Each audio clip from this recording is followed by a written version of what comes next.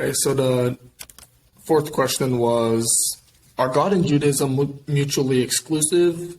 Or in other words, can I, if I do not believe in God's existence, still preach or follow the tenets of Judaism? And if so, like, would there really be a point to all that? No. So the answer to that is no. Now, there's a different question in there, though, right? So the Torah is predicated on the existence of God, right? The idea of mitzvot is predicated on the existence of God. Judaism is the religion of the Jewish people, right? We all know people. Some of us even have relatives, right, that maybe live in the land of Israel. Maybe they even have Kiddush on Friday night. They serve in the IDF. They speak fluent Hebrew. They certainly don't work or eat on Yom Kippur, right? But they say, oh, I don't believe in God. Are they Jews? Yeah. They're part of the Jewish people. But their Judaism is not as robust, right? So Jews are an anomaly because we're not necessarily a religion, right? We're not an ethnicity. We're not a race. We're not a culture. And yet we're somehow all of these things at the same time. And the definitions that we ascribe to Judaism in the United States don't fit, right? We're not a creed. Judaism is not like Christianity. We're not a creed alone. Okay, that's a very important idea.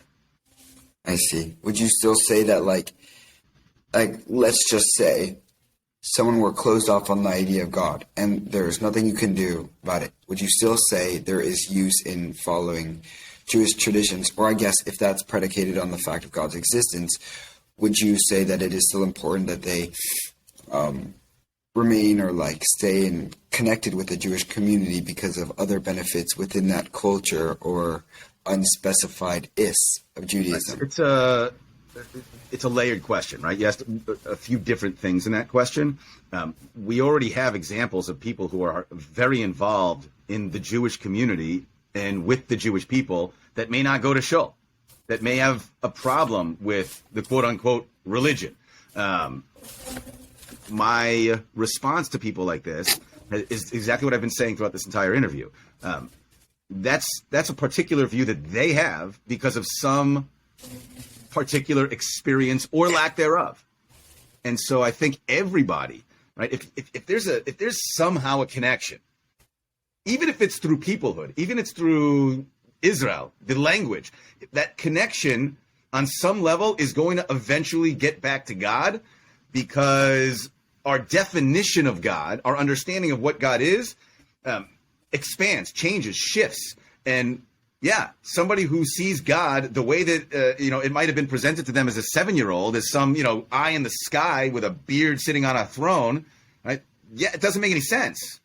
And I empathize with that. And our job as educators is to teach that that's not exactly what God is to the Jewish people. I see. If that God exists, Rambam's premise, right? God exists. There was a first being, a first cause. That's how the Guide of Perplexed begins. Now, you're asking a lot of really good questions, and people are asking questions, but here's the problem with trying to ask questions about God. I have a window open on my computer, okay? What happens if I open a second window, a third window, a fourth window, a fifth window? What happens once I open up that 10th window on my computer screen? What happens to the internet? Slows down. And then what eventually happens? Crashes. Right. So God is supposed to be inaccessible. We're not supposed to know what God is. Yeah. Okay.